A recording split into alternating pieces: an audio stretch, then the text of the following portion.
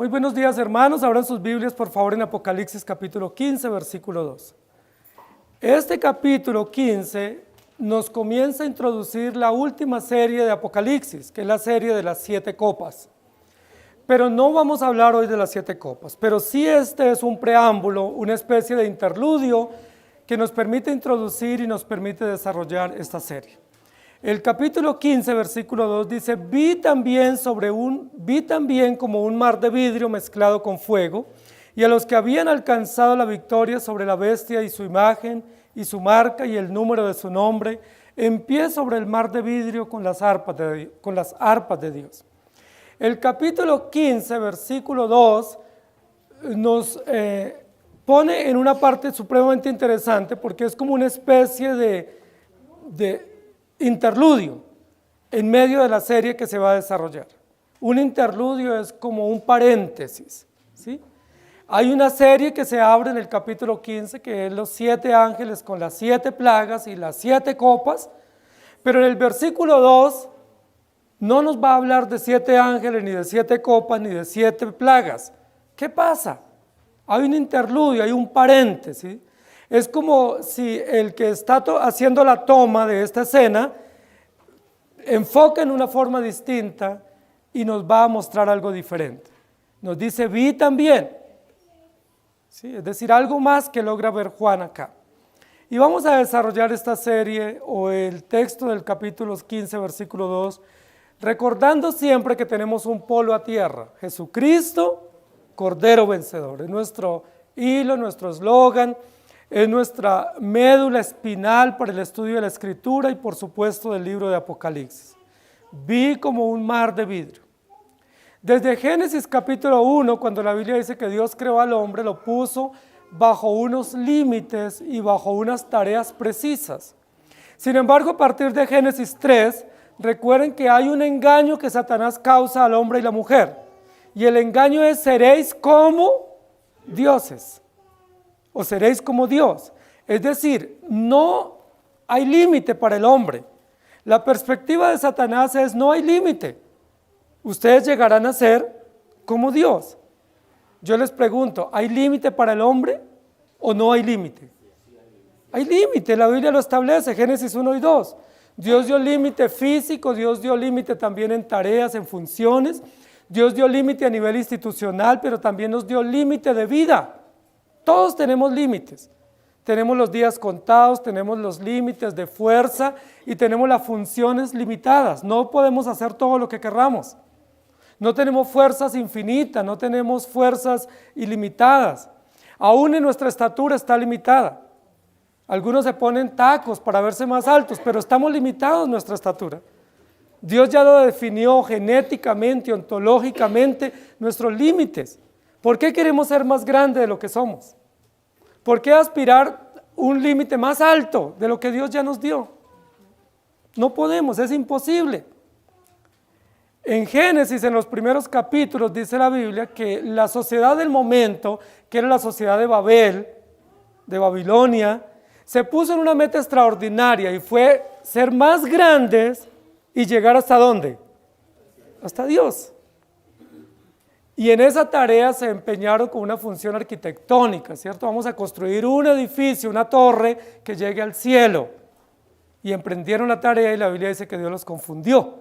Y quedaron unas ruinas terribles que hasta hoy persisten en la memoria y en la historia de la humanidad, como una ruina al hombre o como un testimonio del hombre que quiere ser como Dios, que no quiere respetar los límites.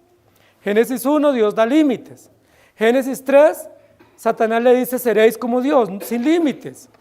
Y Génesis 10 y 11, ellos dicen: no, vamos a construir una torre para ser como Dios. Todo el tiempo de la historia de la humanidad, el hombre considera que no tiene límites. Hoy en día existen los deportes extremos. Y los deportes extremos lo que significa es: usted no tiene límites. Si puede practicar un deporte y llegar al máximo nivel. Existen bebidas, nutrientes, alimentos para llegar al máximo nivel. Es decir, no hay límites según el hombre. ¿Sí? Según el hombre. Podemos alcanzar todo lo que nosotros deseamos, pero todo eso está en contravía de lo que Dios establece. Es tanto ese pensamiento de que nosotros podemos llegar tan alto que hay un concepto después de la revolución industrial y después de la incursión de la mujer en el mercado laboral y después de todo el desarrollo del feminismo contemporáneo, que se acuñó un concepto, que es un concepto bastante falaz, que se llama el límite o el techo de cristal. El techo de cristal es un límite o una idea que se estableció que es invisible para decir que hay unos ciertos límites imaginarios que los hombres o la sociedad patriarcal o machista ha establecido para que las mujeres no lo puedan superar.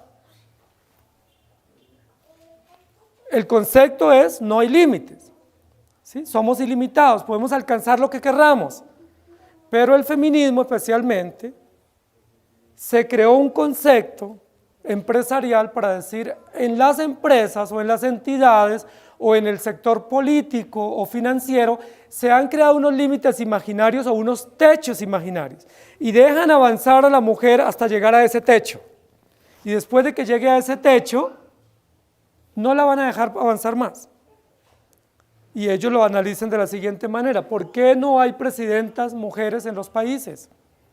Porque hay un límite, hay un techo de cristal, ¿sí? Y dejan avanzar a la mujer hasta ser gerente, hasta ser diplomática, hasta ser senadora, hasta ser ministra, pero no la dejan llegar a ser presidente, ¿sí? Ese es un concepto falaz que existe en el mundo, de un techo de cristal, es decir, un límite imaginario, un límite que se ha creado en la sociedad para impedir o para obstruir o para coartar el derecho legítimo que tienen especialmente las mujeres sobrecalificadas para acceder a algunos cargos que serían casi de exclusividad de los hombres. En años anteriores se decía, por ejemplo, las mujeres pueden ser ministras de educación o ministras de medio ambiente, pero no se permitiría en una nación que una mujer sea ministra de defensa, o ministra de justicia, o ministra de gobierno. Ya tenemos. Es decir, ese techo se estaría rompiendo, ¿cierto? Porque ya lo tenemos. Se puede que la mujer sea senadora, sea empleada del Estado, pero no se permite que sea presidente. En varios países del mundo y aquí en Sudamérica ha habido mujeres presidentes, es decir, ¿qué diríamos de ese concepto falaz del techo de cristal? Que no existe, pero ellos dicen no, se está rompiendo el techo. Es decir, podemos pasar el techo y llegar al podium. El podium es donde se honra o se premia a los ganadores, a los que logran el máximo nivel o el máximo rendimiento. Los podium generalmente son lugares muy elegantes, y muchos de ellos son de cristal, ¿sí? Aquí nosotros estamos ante un texto que dice que Juan vio un techo o un mar, ¿sí? O un piso de cristal. Y por eso estoy usando estas referencias, porque nos sirven como guía para desarrollar el texto. Vi también como un mar de vidrio mezclado con fuego, y sobre ese mar, o sobre ese techo, o sobre ese fundamento estaban ¿quiénes? Los victoriosos, los creyentes, que estaban no debajo del techo, no en el tope del techo, sino sobre ese techo, ¿sí? Sobre ese techo de cristal o sobre ese techo de vidrio o sobre el cristal. Y ese es el título que vamos a usar hoy para nuestra prédica, sobre el cristal. Y eso nos va a servir a nosotros como guía para poder desarrollar lo que queremos analizar en esta mañana. El cristal, ¿sí? El cristal es un producto que aparece en la naturaleza, ¿sí? Hay piedras que se han encontrado que existen en la naturaleza y que son de cristal, ¿sí? Son piedras muy interesantes, cristalinas o transparentes, ¿sí? Pero una cosa es el cristal y otra cosa es el vidrio. Aquí habla de un mar de vidrio o como de vidrio, porque el vidrio sí es creado y el vidrio se funde a través de varios componentes y con una temperatura supremamente alta. Es uno de los componentes creados que requieren mayor temperatura para su fundición. 1500 grados centígrados se requieren para poder sacar vidrio. Un poco más caliente que cuando ponemos el horno para cocer algún alimento, ¿cierto? Que lo llevamos a 200 grados o 230 grados, Sí, aquí está a 1500 grados centígrados para poder sacar, grados de combustión, para poder sacar el vidrio o vidrio templado. Queridos hermanos, Juan está viendo una visión. Lo primero que ve es 7 ángeles con 7 plagas que van a recibir luego 7 copas de la ira. Se va a consumar la ira de Dios. Estamos ante un evento en la historia de la redención que se llama la consumación. Pero luego hace una toma distinta y en esa toma logra ver como un mar de vidrio mezclado con fuego. Y es lo primero que quiero que nos detengamos. ¿Qué significan esos materiales? Claramente nos dice mar, vidrio, fuego. ¿Sí? Hay 3 componentes y no son componentes del zodiaco, no son componentes de las 4 fuerzas, ¿cierto?, de la naturaleza o elementos de la naturaleza, sino que son elementos reales de la creación y elementos que hacen parte de la historia también de la redención. Tienen un propósito histórico en la redención. No es mostrarnos 4 fuerzas, ¿sí? No es mostrarnos 4 puntos cardinales y 4 fuerzas en cohesión que estabilizan la energía. Quiere mostrarnos aspectos propios del carácter. ¿Del carácter de quién? ¿Qué es lo que está describiendo Juan en todo Apocalipsis? ¿Las fuerzas del mal? No. ¿El carácter de los creyentes? Tampoco. ¿Qué es lo que Juan nos describe en todo el Apocalipsis? El carácter, la esencia, el poder de Dios y de Cristo el Cordero vencedor. Entonces comenzamos. Vi cómo un mar. No puede ver Juan un mar en el cielo, porque en el cielo no hay mar. ¿Sí? Es como, sí, es una comparación, es una semejanza, es un símil, es una figura. Vi como un mar de vidrio. Ahora no veo un mar, pero no solamente es un mar, es como un mar de vidrio. Ninguno hemos visto un mar de vidrio, ¿cierto? Porque nos cortamos, nadie se podría bañar en un mar de vidrio. O sería algo así como lo que sucede en algunos países nórdicos, que en alguna época del año el mar se congela o los lagos se congelan y se constituyen grandes avenidas. ¿Sí? Sería como unos témpanos de hielo. Eso pudiera ser algo así como una especie de mar de vidrio. Pero además de eso dice que es un mar de vidrio mezclado con fuego. Y recuerden que el fuego y el vidrio pues no son aliados. ¿Sí? O sea, imposible ver vidrio con fuego mezclado. Y ahí dice que era una mezcla, era como una especie de aleación o una especie de combinación de fuego con vidrio. Y uno dice, imposible que haya una mezcla de vidrio con fuego, pudiera ser fuego con hojarasca o con otro tipo de material, pero no con vidrio. Pero es interesante lo que nos va a decir acá, porque esas figuras de la primera parte del texto no nos describen realidades materiales, es decir, no describe un mar real, no describe un incendio real en una superficie de vidrio, sino que nos está dando unos ejemplos metafóricos o simbólicos para revelar aspectos profundos del carácter de Dios. Aspectos profundos del carácter de Dios. Primero, recuerden que en los capítulos anteriores, capítulo 12, Juan se paró sobre un mar. Y dice que del mar, debajo del mar o de la superficie del mar subió o emergió o se levantó una gran figura que es considerada una gran bestia, ¿cierto? Primero un dragón, luego una gran bestia que surge o emerge del abismo, del mar, y Juan estaba como en una playa. Bueno, en Patmos. Y luego ahora nos habla de un mar, pero distinto que él ve arriba. Y ese mar es de vidrio. ¿Sí? ¿Qué describe aquí? Muy bien, nos está describiendo el carácter de Dios. Nos está describiendo el carácter del trono de Dios. Recuerden que en el capítulo 4, versículo 6, también habla del trono de Dios que era como mar de vidrio. Es la segunda referencia en el libro. Pero en el capítulo 4, versículo 6, dice la Biblia que ese mar de vidrio era alrededor del trono donde estaba el Señor o el Cordero vencedor. Es decir, este mar de vidrio que se está describiendo es una alusión directa al trono de Dios. ¿Por qué mar? ¿por qué vidrio? ¿Por qué mezcla con fuego? ¿Cierto? ¿Qué características tiene este mar? Pero no es un mar, es como.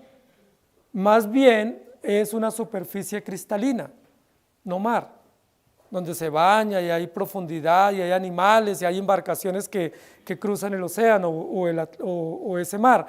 Más bien lo que nos está diciendo, lo que yo vi aquí fue una gran superficie, pero una superficie plana, cristalina, brillante, transparente, fue lo que yo vi. Juan está describiendo una visión. Entonces no vi un mar, era como. ¿Sí? Como cuando uno mira el mar y ve una superficie plana en el horizonte, pero es cristalina, transparente y se logra ver lo que está detrás de esa superficie. Entonces lo que Juan vio no fue mar. ¿Qué vio Juan? Una superficie plana, cristalina, translúcida, brillante, resplandeciente, transparente, como el vidrio o como el cristal. ¿Y qué tiene que ver eso con el carácter de Dios? Ese material, ¿qué tiene que ver con el carácter de Dios? Primero habla de un fundamento firme y seguro, pero ese firmamento firme y seguro es transparente, es cristalino, es diáfano, y ese fundamento, además de eso, pues hacer transparente permite ver. Y esa puede ser una mención a la omnisciencia de Dios, que Dios todo lo ve, todo lo sabe, ¿sí? Él todo lo conoce, lo más profundo y lo más escondido de nuestro corazón. Él lo sabe porque para Él su mirada es profunda, como cuando nosotros miramos tras un vidrio, tras un cristal, ¿sí? Y luego dice también que era como un mar mezclado con fuego. ¿Qué más significa esa superficie plana y de vidrio? Pues la pureza, la santidad, la transparencia, lo cristalino de esa superficie. Estamos hablando del trono de Dios, del carácter de Dios.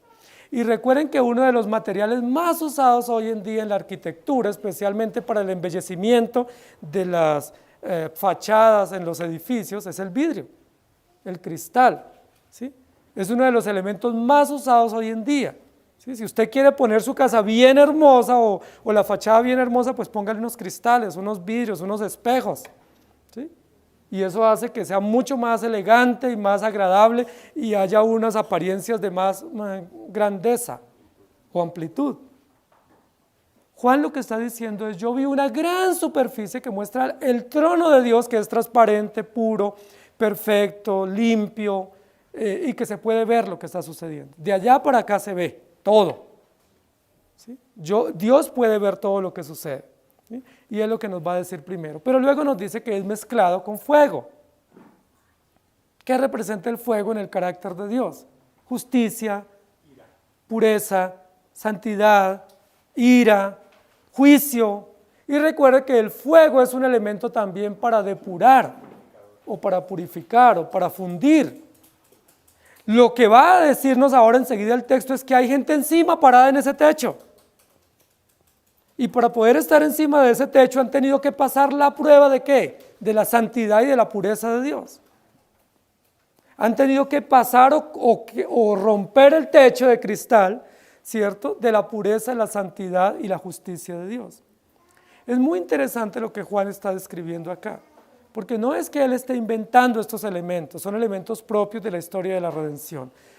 Cristal, transparencia, pureza, ¿sí? Omnisciencia, conocimiento pleno y absoluto. Fuego, pureza también, fundición, justicia. Pero ahora nos relacionamos el agua con el fuego. Y el agua y el fuego tienen un valor muy importante en la historia de la redención.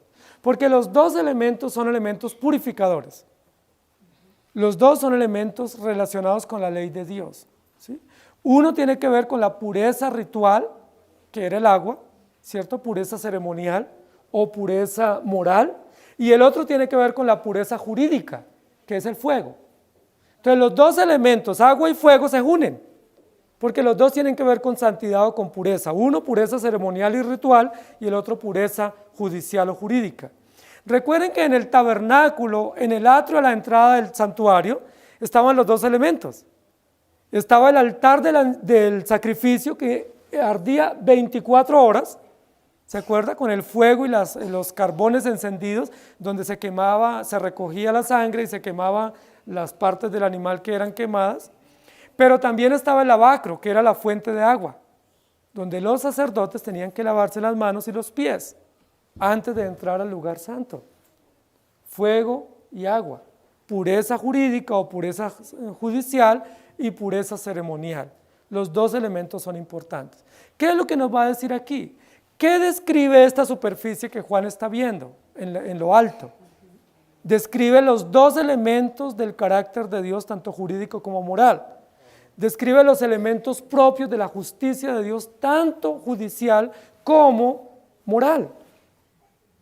Dios nos lava con su sangre, nos limpia como en un mar, ¿cierto? Como un agua purificadora, pero también con su ley que es justa y perfecta, que es como fuego que consume. Es importante porque Juan está describiendo el carácter de Dios y el carácter del trono y el carácter de lo que viene. ¿Qué es lo que viene? Una serie profundamente terrible para los incrédulos y los creyentes presenciarán la serie. Estarán ahí como unos grandes testigos. Lo primero que él ve en una toma amplia, ¿cierto? En una toma bien lejana es un gran mar, una gran superficie de vidrio mezclado con fuego. Eso es inverosímil en la realidad, ¿cierto? Un mar de vidrio y una mezcla o una aleación o una combustión de fuego. ¿Sí? Eso no existe en la realidad, pero existe acá para unir los elementos y mostrarnos la perfección del carácter de nuestro Dios. Entonces, ¿cómo es el trono de Dios? Santo, justo, perfecto, transparente, cristalino, diáfano, ¿cierto? ¿Qué elementos componen el trono de Dios? Su santidad, su justicia, ¿cierto? Su verdad, su transparencia, su omnisciencia. ¿Qué define la santidad de Dios? Pues toda su palabra, que es la que nos lava con su sangre, todo su sistema de justicia, que define quiénes son aprobados y quiénes no. Entonces, esto es supremamente importante. Isaías 57:20 dice, pero los impíos son como el mar en tempestad, que no puede estarse quieto y sus aguas arrojan cieno y lodo. Juan no está viendo el mar de maldad del capítulo 12. Juan está viendo un mar quieto, totalmente en reposo, cristalino y en el cual se puede caminar.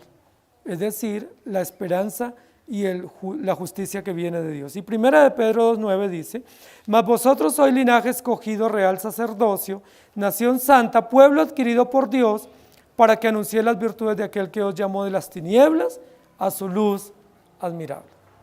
Cuando nosotros estamos frente a una superficie de vidrio, de cristal, y el sol ilumina, ¿cuál es el efecto? ¿Sí? Hay un efecto glorioso, ¿cierto? Resplandeciente, grandioso, majestuoso. ¿Sí? El contraste de vidrio, de espejos con luz, es extraordinariamente hermoso. ¿Sí? O el contraste de un cristal, o el rayo de luz que pasa a través de una superficie de vidrio transparente. Es hermoso. Es una refracción interesante y de ahí viene todo el efecto también del arco iris, ¿cierto? Que es el agua con el sol, ¿cierto? Con la luz y el efecto que da de la multitud de colores. Eso es lo que nos está diciendo aquí. Esto es una superficie maravillosa, grandiosa, gloriosa, que describe la gloria de Dios, la gloria del trono de Dios, capítulo 4, el trono de Dios. El cordero inmolado sentado en el trono sobre una superficie semejante a un mar de vidrio. ¿Sí? Cristalino pero reflectiva, que muestra la belleza, la hermosura, la santidad, la pureza, la justicia de nuestro Dios. Allí está Juan contemplando. Pero permítame tomar esta idea. Es como si él acercara un poco la cámara y tomara un plano intermedio, ¿cierto? Un plano general le permite ver una superficie plana, brillante, como un mar de vidrio mezclado con fuego, pero luego acerca la cámara y en ese plano intermedio ahora comienza a ver, dice, y a los que habían alcanzado la victoria sobre la bestia y su imagen y su marca y el número de su nombre en pie sobre el mar de vidrio. Eso no lo había visto Juan hasta ahora. Juan había visto en el capítulo 4 al Cordero, a los 24 ancianos y los 4 seres vivientes sobre esa superficie plana. Es decir, sobre ese mar de vidrio. Pero Juan nunca había visto, solo hasta esta oportunidad, a los victoriosos o los que habían alcanzado la victoria en pie.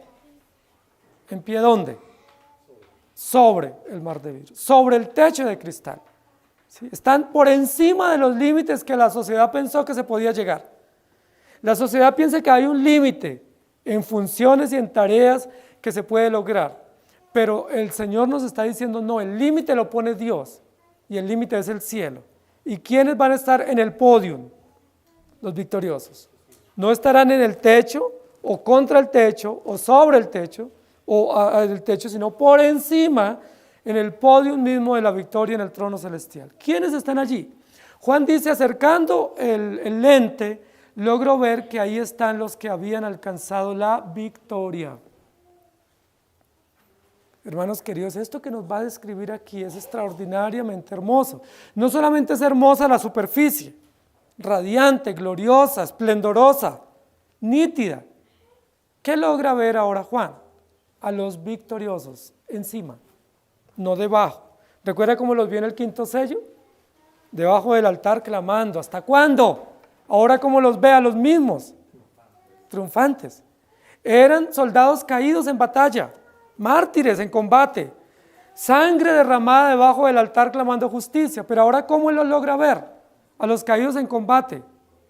No hay un monumento a los caídos, hay un podium para victoriosos. ¿Sí? No hay un monumento en honor al Señor caído o a los derrotados, a los que derramaron su vida en honor para defendernos. Recuerden que la sociedad se hace monumento a los caídos. Todas las ciudades y las grandes ciudades tienen monumentos a los caídos y el Día de los Caídos en combate. Aquí en nuestra ciudad hay un monumento a los caídos. Dios no tiene un monumento a los caídos, Dios tiene un podium para vencedores. Y ese podium para vencedores es encima del techo de cristal, en pie sobre el techo de cristal. Es hermoso lo que nos va a describir aquí, porque el versículo primero comienza a hablar de 7 plagas. ¿Y dónde están las plagas? Están en espera. Están en un compás de espera, porque antes de que se nos digan cuáles son las plagas y cuáles son el contenido de las 7 copas que tienen los 7 ángeles, se nos va a describir quiénes van a participar como espectadores de ese hecho jurídico. Vi a los que habían alcanzado la victoria sobre la bestia. Miren lo interesante, hay 2 adverbios aquí interesantes, ¿cierto? Sobre, y esos 2 preposiciones, perdón, nos va a decir que ellos lograron victoria sobre. Primero ellos fueron victoriosos sobre la bestia, sobre la imagen de la bestia, sobre el nombre de la bestia y la marca y el número. ¿Recuerdan que fueron perseguidos? ¿Recuerdan que los despreciaron porque ellos no se entregaron a la marca de la bestia, a su sistema jurídico? ¿Recuerdan que los mataron y a muchos los persiguieron cruelmente? ¿Por qué? Porque la bestia estaba en ejercicio. Recuerden que dijimos que la bestia representa sistemas políticos, sistemas ideológicos, sistemas militares y sistemas jurídicos de maldad, de cualquier color político y de cualquier ideología, pero que están en contra de Dios, aún moralistas, aún religiosos, porque hay sistemas religiosos en contra de Dios. Ustedes saben, queridos hermanos, que la mayor amenaza que tiene hoy en día nuestros países en América Latina a nivel religioso ya no es de los ruselistas, ni de los mormones, ni de los adventistas. La mayor amenaza es musulmana en este momento. El foco de atención de los países orientales en cuanto a su religión musulmán está ahora en América Latina. Hay un crecimiento grandísimo de la religión musulmán en América Latina. Tanto así que ya hay más de 6 millones de musulmanes en América Latina que siguen el islamismo y que creen en Alá. Y gran parte de la televisión que están viendo hoy en día nuestros países y que ustedes ven son series musulmanes. ¿Por qué? Porque es una forma de adoctrinar. Es una forma de llegar. Aquí ya en nuestra ciudad muy cerca tenemos una mezquita, primer mezquita musulmana en Bogotá. Pero no solo tenemos una en Colombia, tenemos más. Entonces uno dice, ¿cómo están creciendo? Hasta hace algunos años era casi imposible que el islamismo entrara a América Latina. Era casi imposible. Ahora, ¿cómo se está vendiendo? Se está vendiendo a través de la moralidad.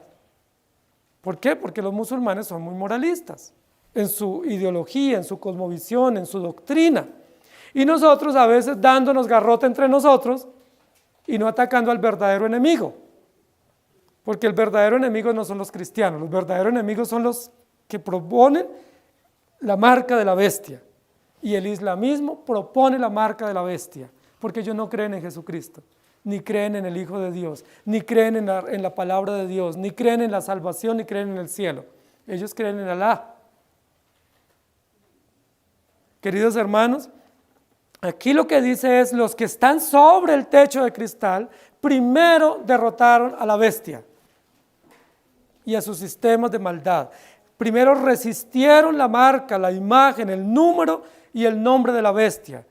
Y eso les significó no poder comprar, no poder vender, ser perseguidos, ser exiliados y en muchos casos torturados. Muchos muertos por causa de esta gran persecución que fue inclemente. En el momento del apóstol Juan, pues era el imperio romano, pero en momentos antiguos, imperios babilónicos, persas, caldeos, sirios, asirios, egipcios, y ahora tenemos otros imperios. Imperios ideológicos, imperios económicos fuertes, imperios militares y jurídicos que están en contra de la verdad de Dios y que se constituyen en la marca de la bestia y la imagen y su número. Hermanos queridos, ¿cuánto le costó a estos victoriosos derrotar la bestia o enfrentarse a ella? ¿Qué les costó a ellos? Su propia vida. ¿Recuerdan qué hicieron con los 2 testigos? Los mataron. ¿Recuerdan cuando lo mataron qué hicieron después de muertos? Fiesta, 3 días y medio haciendo fiesta en un gran carnaval, celebrando y emborrachándose alrededor de los muertos y mandándose presentes y diciendo, lo logramos matar. ¿Y quiénes representan esos 2 testigos? A Cristo y a los creyentes de todos los tiempos, que son perseguidos por estos sistemas bestiales, dragónicos, que matan a los creyentes y cuando los logran matar, ¿qué hacen? Pues fiesta. Pero hermanos queridos, cuando un creyente muere, perseguido por la bestia y por los sistemas dragónicos, el Señor lo lleva al podio. Lo pone en el podio de los vencedores. Y lo que está diciendo aquí es, estos que están aquí encima del podio, allá en esa superficie celestial que representa el trono de Dios, han sido victoriosos, han alcanzado, llegaron, lograron la victoria. Y eso me gusta mucho, porque todos nosotros queremos ser vencedores. Todos nosotros anhelamos en la vida lograr cosas. Y cuando logramos una etapa o un propósito en la vida nos sentimos alegres y dichosos. Aquí estamos hablando del único y fiel propósito de Dios para su pueblo, que es la salvación. Del propósito absoluto y perfecto que todos los creyentes perseguimos por gracia, que es la salvación de nuestras vidas. ¿Qué es lo único que nos trasnocha a nosotros? ¿Qué es lo único que nos debe desvelar a los creyentes? Lograr el fin supremo, que es para el cual fuimos llamados, la vida eterna. Lo demás es basura. Lo demás es efímero, si se logra bien, si no se logra tan bien, si se gana, si se pierde, no hay problema. Pero hay un fin supremo, un bien supremo que Dios ha determinado para su pueblo, que es la vida eterna. Y la Biblia dice que aquellos que han creído en Cristo no perecerán jamás y que estarán en el cielo, en el lugar de los vencedores. Han logrado victoria sobre la bestia, sobre la imagen de la bestia, sobre la marca de la bestia y sobre el número de la bestia y el nombre de la bestia. Qué descriptivo es el apóstol acá, qué enfático.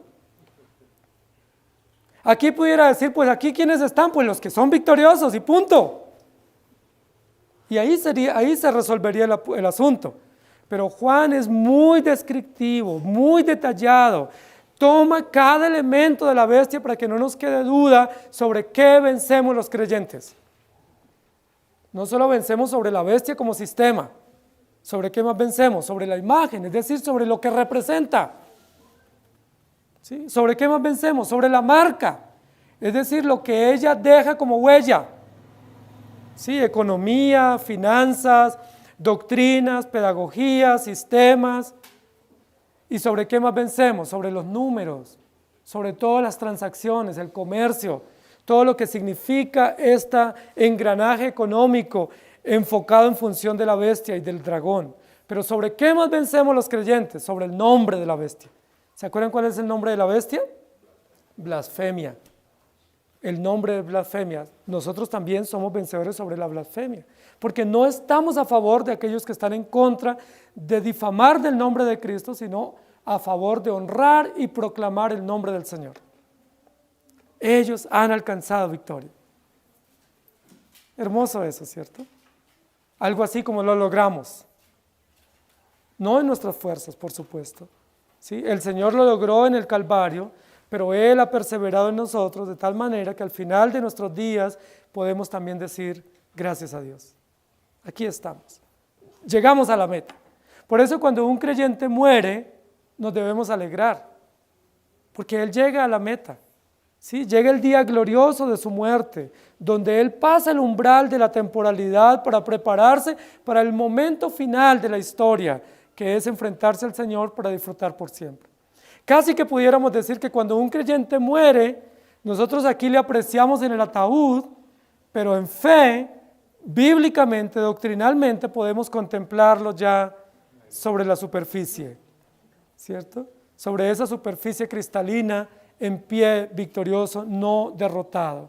Han alcanzado la victoria y ahora están primero sobre la bestia, ahora sobre el mar de vidrio. Primero hay que batallar acá, hay que dar la vida si es necesario, hay que afrontar cualquier cantidad de obstáculos y vicisitudes, pero luego estaremos en el podio de los vencedores. Combate acá, victoria allá. Sufrimientos acá, gloria allá. A veces muerte acá, pero allá vida eterna y vida en abundancia. Limitaciones acá, pero allá toda clase de placeres por la eternidad en la gloria de nuestro Dios. ¿No vale la pena? Dos aspectos del texto acá para disfrutar la victoria. Usted no va a disfrutar la victoria si no es un verdadero soldado.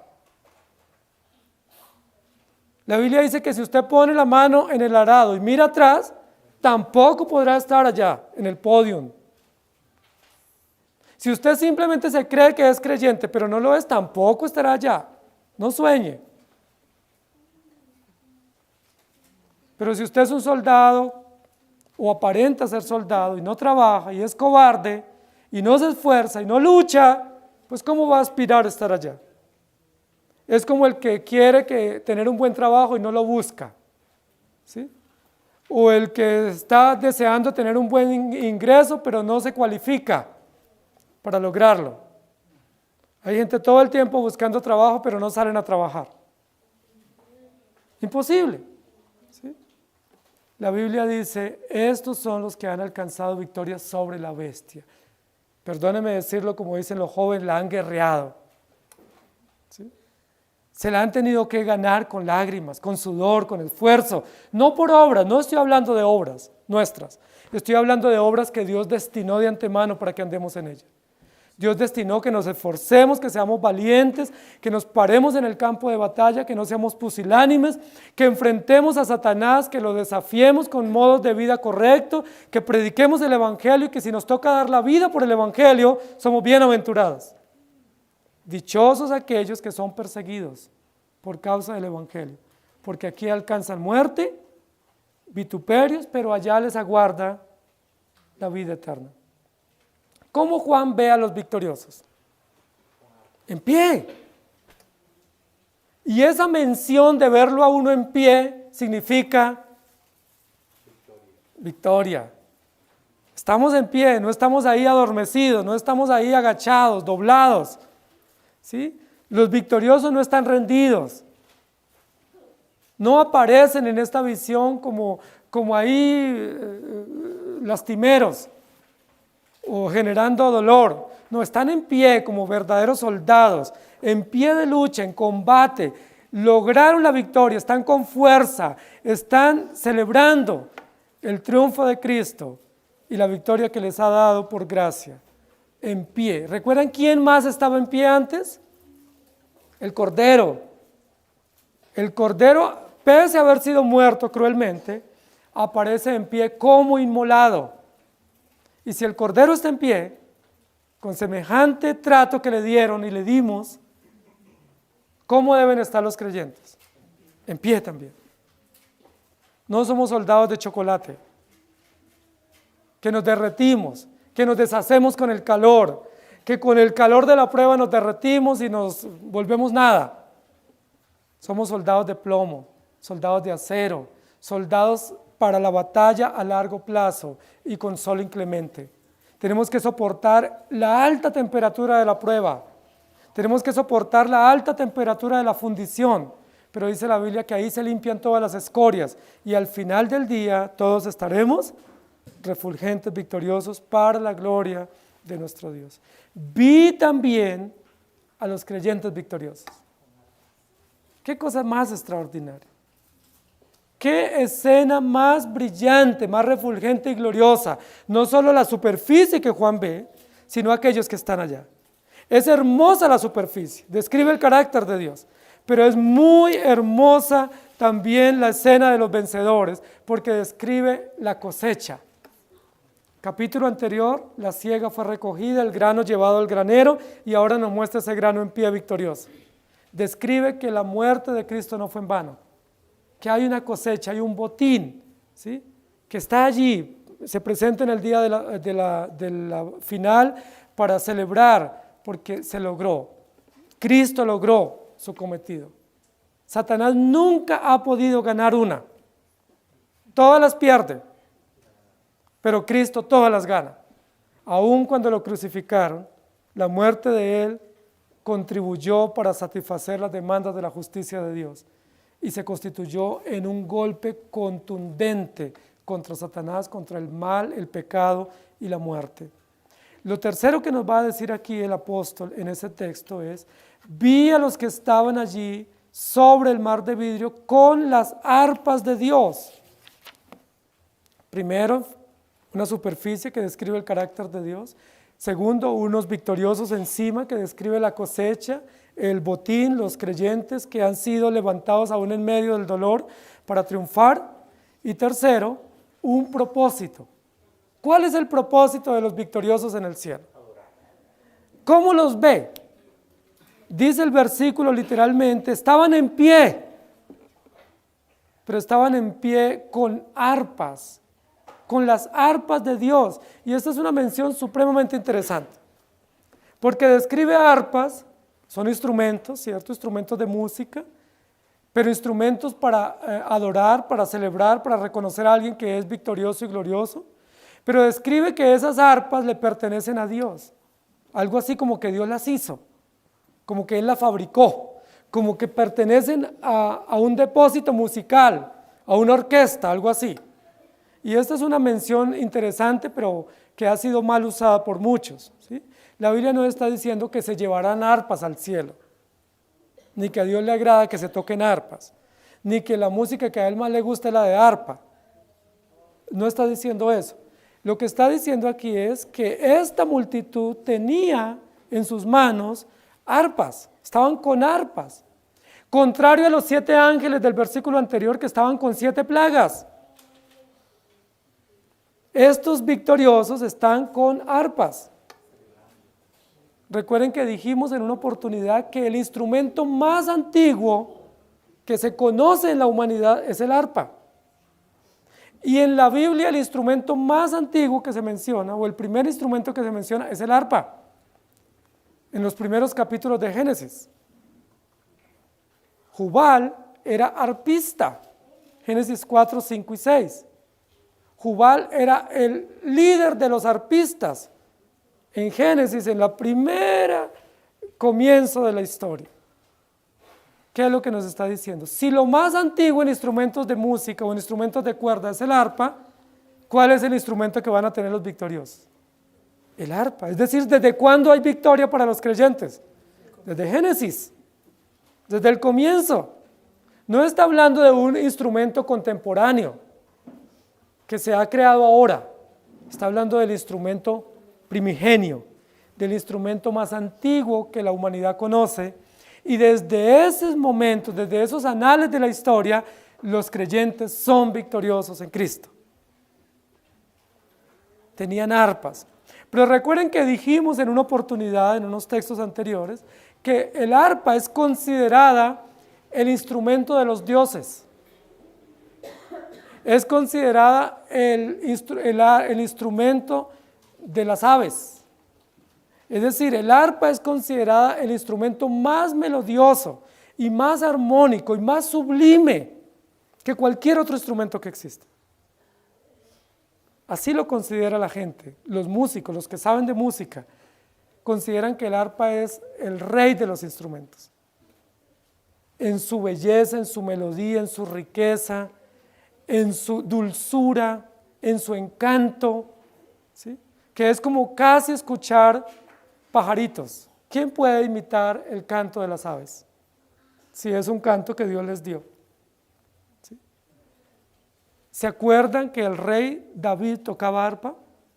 ¿Y se acuerda que el arpa que tocaba David apaciguaba o tranquilizaba o estabilizaba las emociones confusas y perturbadas del rey Saúl? Es decir, era casi como una terapia para Saúl escuchar el arpa. Y el arpa bien ejecutada es un instrumento hermoso, muy hermoso. ¿Qué es lo que tienen estos victoriosos en sus manos? No están rapeando. Hoy rapearían, ¿cierto? Estos victoriosos. Pero no están rapeando. ¿Saben por qué? Porque el rap o el rapeo son músicas contemporáneas. Pero estamos hablando de una música antigua, celestial, sublime, armónica, encantadora, para todas las generaciones, para gente de todas las edades, para gente de todas las culturas. Estamos hablando de una celebración que rebasa cualquier condición y época histórica, que no es solo para los jóvenes, ni solo para algunas culturas urbanas. Estamos hablando de un instrumento que se puede escuchar y puede engalanar cualquier fiesta sublime, selecta y reverente. ¿Cuál es el único instrumento que Dios usa en el cielo? Ahora, no estamos diciendo que Dios tenga arpas en el cielo. Lo que estamos diciendo es que esta es una metáfora para describir qué es lo que hacen los creyentes. Y si ellos tienen arpas en las manos, ¿qué nosotros pensamos que va a suceder? ¿Qué sinfonía vamos a escuchar? Pues un canto, una adoración, una alabanza, una gratitud, una bienvenida, es una coral, es un triunfo. Cuando hay instrumentos, cuando hay música, ¿qué es lo primero que decimos? Pues hay fiesta. ¿Quién se casó? ¿Qué hay? ¿Qué celebran? Decimos nosotros. ¿Se acuerdan cuando el hijo pródigo regresó y el padre hizo fiesta? Y el hermano mayor llegó y escuchó la música y ¿qué dijo? ¿Qué celebran? ¿Qué pasó? ¿Qué me estoy perdiendo?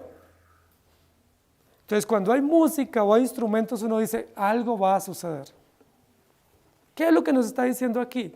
Estos victoriosos están sobre esa superficie que significa la santidad y la justicia de Dios, el carácter santo de la redención, pero están en pie. No están ni dormidos ni están invernando, están en pie. Pero además de eso tienen en las manos arpas, es decir, ¿a qué se aprestan ellos? ¿Para qué están preparados? Para adorar, para celebrar, para engrandecer, para alabar eterna y constantemente, de la forma más dulce y armónica y melodiosa, ¿a quién? Al Cordero Vencedor. A aquel que los tiene allá. Ellos no se ganaron eso. Ellos no están esperando recibir algo. Ellos están esperando dar. ¿Por qué? Porque aún la estadía en el podio no fue por sus propios medios. A mí me llama mucho la atención cuando hay personas que ganan en los deportes o en cualquier celebración, en los premios Grammy o en otros premios, que llevan a los vencedores y cómo son los que están nominados o los que han ganado, cómo entran. Entran victoriosos por la alfombra roja y todo el mundo los ovaciona. Y luego se paran en el podio y reciben su premio. Y cuando los entrevistan, ¿qué dicen? Pues tú sabes, ¿no? Toda la vida preparándome para esto, ¿no? Y pues tú sabes, es que pues me he esforzado. Y me lo gané porque me lo merezco. ¿Sí? Ellos nunca dicen gracias a Dios. Ninguno dice yo no hice nada para ganar esto. Este talento, este logro, este alcance es gracias a Dios, se lo debo a Dios. Se lo debo a Dios que me dio la salud, que me dio las fuerzas, que me dio ese talento. Nadie dice eso. Todos dicen, eso es mío. ¿Sí? Eso me lo gané, yo sabía que me lo iba a ganar, estaba seguro que me lo merecía. Qué soberbia, ¿cierto? Pero a veces los creyentes actuamos igual. A veces los creyentes también decimos, es que yo estoy en pie porque yo oro, porque leo, porque soy buen creyente, porque me porto bien. Cuando la Biblia dice todo es por gracia y de manera inmerecida. Cuando vemos esta escena tan gloriosa, primero la superficie, luego los creyentes en victoria, uno diría, están así todos diciendo, ¡wow! Y no es eso. El cuadro no los pone así, se los pone con arpas en las manos. Es decir, ellos están allá para seguir cumpliendo el propósito por el cual murieron acá. Ellos nacieron para la gloria de Dios, vivieron para la gloria de Dios, murieron para su gloria y ahora están en pie para seguir viviendo para su gloria. Están con arpas para celebrar ¿a quién? A Cristo. Para celebrar y adorar a aquel que les dio la victoria y no para decir esto es mío. No para ufanarse de sus logros. Están en pie con las arpas de Dios, ni siquiera el arpa es de ellos. Ni siquiera lo que van a hacer les pertenece. Son las arpas de Dios que Dios pone en sus manos, es decir, los dones para que canten, alaben, glorifiquen, celebren por la eternidad al Cordero vencedor. Hermano, es extraordinariamente hermoso lo que Juan nos describe. Humillante en un sentido, pero glorioso en otro. Humillante en nuestro ego, porque nosotros quisiéramos tener trofeos para nosotros, logros para nosotros, y de hecho reclamamos cuando no nos reconocen logros, derechos de autor y todas esas cosas que el mundo se ha inventado y que nuestro corazón reclama en su ambición. Pero dice la Biblia, aún llegar allá es la gloria para Dios. Y si usted tiene esa arpa, es decir, ese llamado para cantar, para adorar, para celebrar a Dios, es para Él, no para usted. Dice, estaban en pie para mostrar el propósito de Dios. Ahí no está diciendo que Dios tiene una orquesta, que Dios tiene una sinfónica, que a Él le gusta más el arpa que el piano, no está diciendo nada de eso. Lo que está diciendo es que los creyentes son salvos para adorar, para celebrar, para engrandecer, para dar melodías armónicas y sublimes, engalanando no su propio logro, sino el logro de Jesucristo, el Cordero vencedor. Sobre el cristal está Dios, que todo lo ve, pero sobre ese cristal están los creyentes vencedores para adorar. Miren que ni siquiera ya se nos permite ser espectadores, sino activos en nuestra vida, adorando al Señor. Pero algo muy interesante también, el versículo primero habla de 7 ángeles con 7 plagas. ¿Qué pasa con ellos? ¿Dónde están? Ahí están en pie, los vamos a ver luego. Pero luego en adelante vamos a ver que esos 7 ángeles toman 7 copas y comienzan a vaciarlas sobre la tierra. Juan ve hacia arriba una superficie y creyentes en pie. Y luego nos va a decir que los creyentes que están en pie allá van a poder ver hacia abajo lo que está pasando.